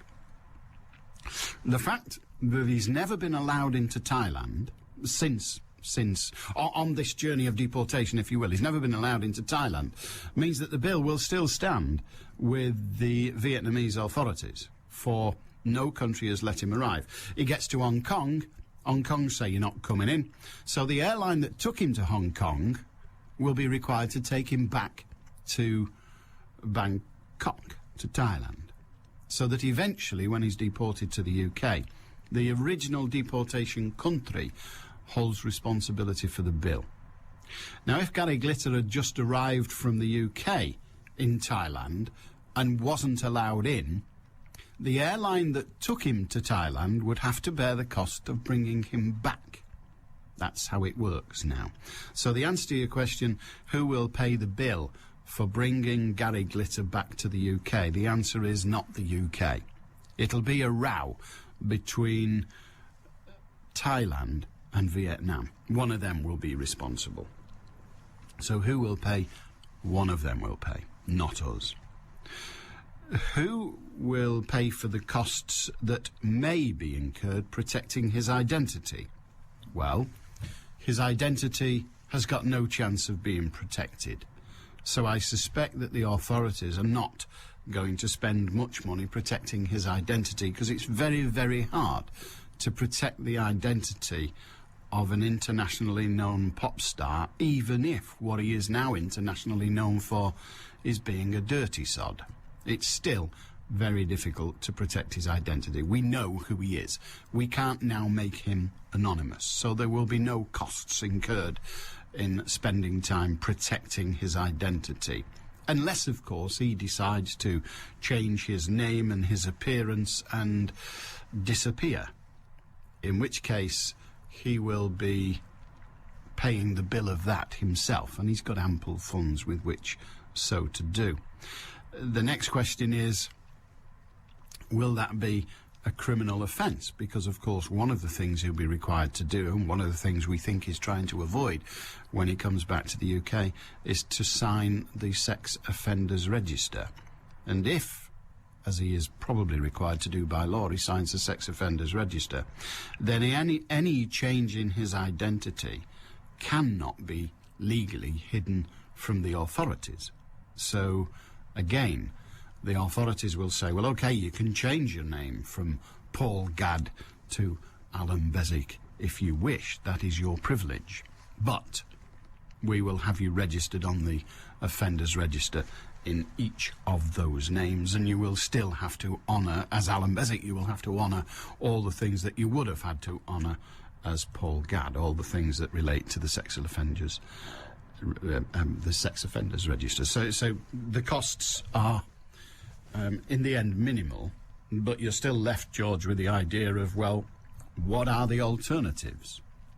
What are the alternatives? Are we to allow him back into the country? We have no choice. He's a British citizen, so he comes back to the UK. What would you have us do? He's already served his sentence for the offences, so what would you have us do? He's a free citizen. He is as free as you or I to move about the country. Once he signs the sex offenders register, there are certain restrictions on where he can live, certain restrictions on what he can do for a living, but frankly, I very much suspect that he's not going to be looking for a job in a youth club. He's quite well off. He's a multimillionaire from his previous career. So, I don't know the answers to your questions, but there's the logic that offers an answer if you can but seek it. Henry in Prestbury says, with relation to gay pride, crime doesn't sleep, and I can remember the days when I was a young man and Manchester had chief constables who ruled their city with an iron fist, with homosexuals being thrown into the back of a Black Maria to probably receive a sound birching for their behaviour. How attitudes have changed, and now here's one who plans to march merrily along on this parade with other members of his police force as Manchester wallows in an ever-deepening cesspit of violence, drugs, theft and murders. It surely begs the question, has he got his priorities right? I'll know it's time to throw in the towel and move abroad permanently to my holiday villa when we see the first policeman dressed in fishnet stockings and high heels chasing robbers up Market Street. That's Henry in Prestbury. If you've a view, you know what to do. Alan, it's strange how our sexual attitudes and behaviour over the years have become more open and free. The opposite has happened regarding sexual attitudes towards children. They seem to have gone in the opposite direction. A couple of examples. Remember the old St. Trinian's films with young females dressed in school uniforms? What would be acceptable now and considered sexual exploitation and titillation? Also, in an old episode of The Likely Lads, one of the characters says how dangerous he finds it driving past girls' schools. He then says that he finds the sexiest programme on television is Top of the Farm, not Top of the Pops. That couldn't be said now on television. How attitudes change, eh? Well, yes. Yes. And on the subject of Kerrakatona, with respects to Kerrakatona, it's not a case of Mum's gone to Iceland, more a case of Mum's going to be working at Iceland. Oh, very good, yes, very good. I wonder where all the money's gone from that. Not to the revenue, it seems. Yeah. Oh, there is a link. Oh, it's a YouTube thing. Oh dear, how ghastly. Ah, the Oldham Tinkers singing Peterloo. I can't hear it because I'm not allowed to open what they call audio. Yeah, Peterloo. Peterloo was another one he wrote. Harvey Kershaw, that is. He wrote Peterloo, and in Peterloo in Manchester in year 1819. So it's a song. Well, it's a poem, and I think the Tinkers put it to music to make it a song. But it's a poem about the Peterloo massacre. And one of the lines, one of my favourite lines in that, it's a great poem, but one of my favourite lines was, "They slew them where they stood." The reference to the soldiers drawing their swords and attacking, as the Peterloo massacre we all recall. But yeah, they slew them where they stood. Great line. Happy days. 01612282255. Gary Glitter should join the clergy. Oh no, my mistake. It isn't Little Boys He Likes, is it? Oh, very good. Very good, yes. I don't know whether he'd be allowed in the clergy. No, not now. They've got right fussy. No, they have. No, it's... I know what they used to do, but they don't do that anymore. No, they don't. It's all changed. It's all... It's all changed on the Western Front. Oh, here we go. Benjamin Briley. 1825 to 1896. Here it is, the full Monty, as they say. Born into a very poor home in Failsworth in 1825, Ben Briley was to become one of the leading exponents of writing in the Lancashire dialect and achieved local notoriety by his recitals of these work to working men's clubs. An early love of reading, encouraged by his uncle, and inspiration from the works of John Byrom, Shelley and Shakespeare, maintained his devotion to literary matters, such that he took employment as sub-editor of the Oldham Times, where he worked until 1862. Co-founder of the Failsworth Mechanics Institute with the aim of improving the lot of the working man, an original member of the Manchester Literary Club, and he served as a city councillor from 1875 to 1881, and on the Free Libraries Committee, where he pushed for working class reform. He had many of his writings published in local journals.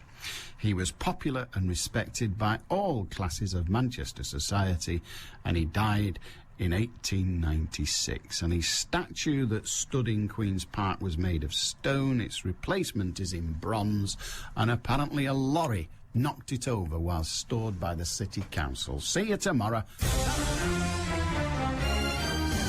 Too much swearing at Oldham Football Club. So is soccer still a family